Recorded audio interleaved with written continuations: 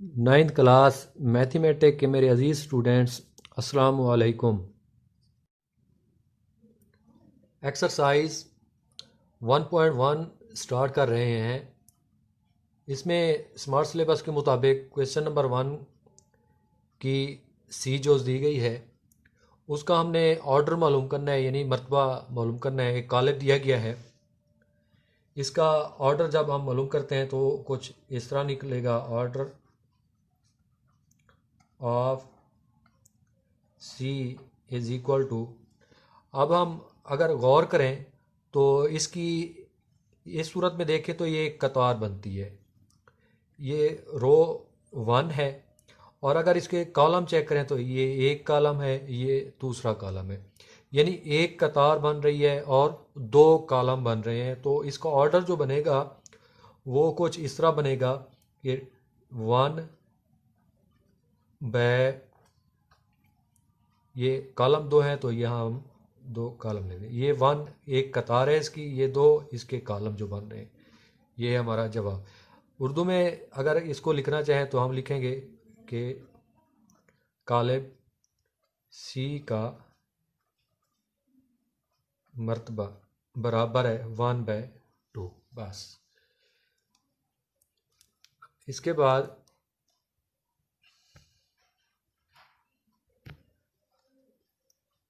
बाद एक और जोश दी गई है जो कि जी के नाम से एक कालिब दिया गया है। 230 1 3 1 2 3 सॉरी 2 4 5। अब इसका ऑर्डर हमने मालूम करना है, मर्तबा मालूम करना है। तो हम इधर लिखेंगे कि order of matrices G is equal to कि मैट कालिब जी का मर्तबा जो है वो बराबर है। अगर हम देखें तो ये रो 1 है, R1 है, ये R2 है, ये R3 है।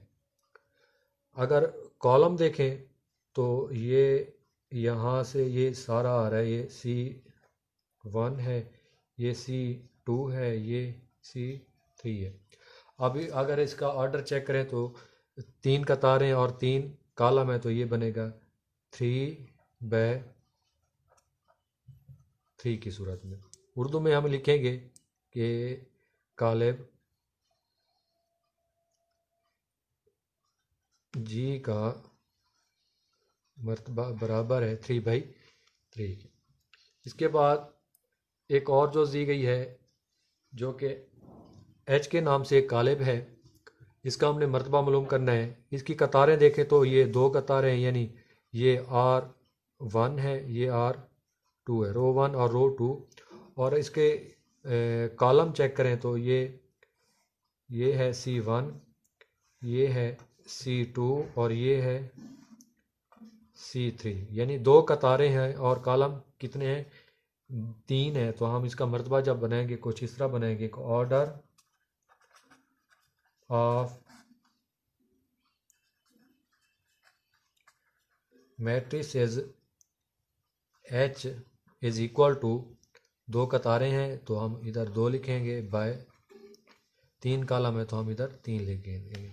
उर्दू में जब लिखेंगे तो हम कुछ इस तरह लिखेंगे, कालिब एच का मर्तबा बराबर है 2/3।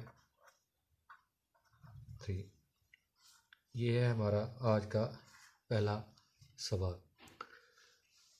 उम्मीद करता हूँ आपको समझ आ गई होगी। अगर समझ नहीं आई तो मुझे आप कमेंट्स में बताएं, इंशाल्लाह मैं आपको दोबारा से डिटेल के साथ समझा देता हूँ।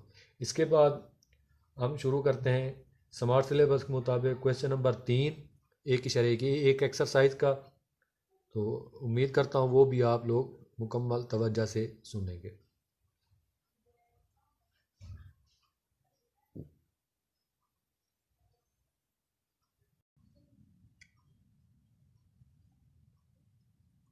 क्वेश्चन नंबर 3 में हमने कीमतें मालूम करनी है ए बी सी और डी की। तो हमें दो काले दिए गए हैं जो कि आपस में बराबर हैं, मर्तबे के लिहाज से बराबर हैं। तो आइए फिर इसको शुरू करते हैं। हम क्या करते हैं कि ए जमा बी ये ज़ीरो के बराबर, सी ए जमा सी सॉरी ज़ीरो के बराबर है, ए जमा दो बी माइनस 7 के बराबर, सी माइनस 1 3 के बराबर है, 4 डी माइनस 6 ये 2 डी के बराबर।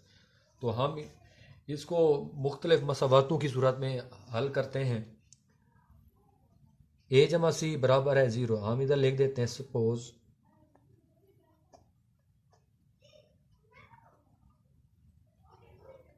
सपोज दैट, या फ़र्ज़ करें कि ए जमा सी ये बराबर है 0 के, ए जमा दो बी बराबर है -7 के। इसी तरह सी -1 बराबर है इस 3 के। इसके बाद 4d -6 ये बराबर है 2d के। इसको हम अलहदा से लिख देते हैं इधर, 4d -6 बराबर है 2d के। तो फिर क्या करते हैं, ये हम इनको मुख्तलिफ मसावातों का नाम दे देते हैं कि ये हमारी मसावात हुई 1, ये हुई हमारी मसावात 2, ये हुई मसावात हमारी 3 और ये मसावात हुई हमारी 4। तो आइए हम स्टार्ट करते हैं पहले मसावात 1 से। मसावात 1 में अगर हम देखें तो ना ही हमारे पास ए की कीमत है ना सी की कीमत, इसको हम अभी हल नहीं कर सकते।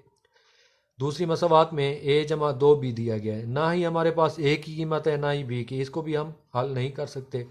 अब तीसरी मसावात में जब आते हैं तो इसको हम हल कर सकते हैं, क्योंकि हमें एक मुतगय्यर दिया गया है, बाकी के हिस्से दिए गए हैं।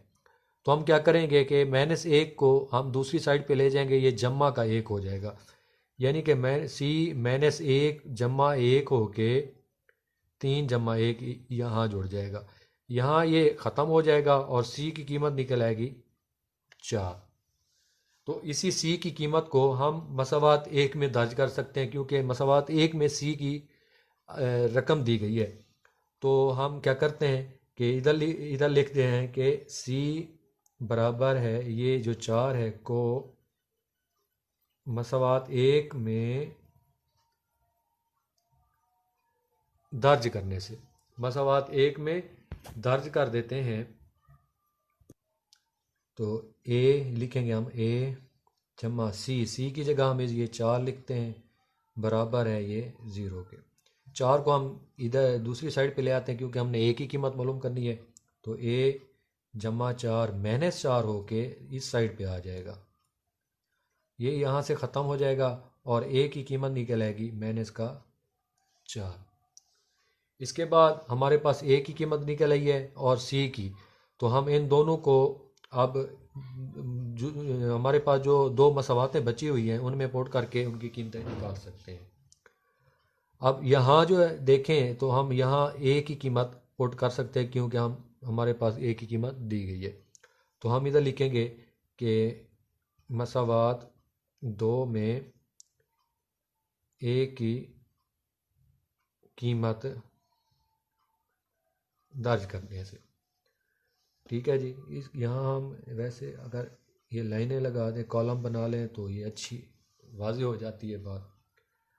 तो ए की जगह हम -4 लिखेंगे, ये -4 हुआ, जमा 2b की कीमत हमारे पास नहीं है, इसको मालूम करना है। 2b बराबर हो जाएगा -7 के। -4 को हम इस साइड पे ले आएंगे, ये माइनस का है, जमा को होके इधर आ जाएगा, -4 जमा 4 जमा 2b बराबर है -7 जमा 4 की, ये ख़त्म हो जाएगा और 2b बराबर होगा -7 और जमा 4, ये हमारे पास बचेगा -3। यहाँ से b को अकेला करना है तो बटा 2 कर देंगे, यहाँ भी बटा 2 कर देंगे, 2 के साथ 2 कैंसिल हो जाएगा और b की कीमत निकल आएगी -3/2। अब हमने निकालनी है आखिरी वैल्यू, जो कि हमारे पास डी की वैल्यू निकलनी है। यहाँ हमें दूसरी कीमतों की ज़रूरत नहीं है क्योंकि हमारे पास 2D पहले से दिए गए हैं। इसे हम पहले भी हल कर सकते थे, लेकिन अब हल कर रहे हैं, कोई बात नहीं। अब इस 2D को हम इस साइड पे ले आएंगे, ये जम्मा का है माइनस का हो जाएगा। देखते हैं 4D, ये जम्मा का 2D है तो ये माइनस का 2D आ जाएगा क्योंकि इसने 4D के साथ जुड़ना था। और माइनस का 6 जो है ये इधर आ जाएगा, ये जम्मा का हो जाएगा। अब 4D और 2D माइनस के आपस में अमल करेंगे तो हमारे पास 2D बचेगा, ये बराबर हो जाएगा 6 के। अब दो एकम 2 हम कर देंगे और 2 ज़रब 3 होता है 6, तो डी की कीमत निकलेगी 3। अब हमारे पास तीनों कीमतें फाइंड हो चुकी हैं, तो हम इनको एक अलहदा सूरत में लिख सकते हैं कि ये जो ए की कीमत है, ए बराबर है 4, बी बराबर है -3/2, सी बराबर है 4 और डी बराबर है 3।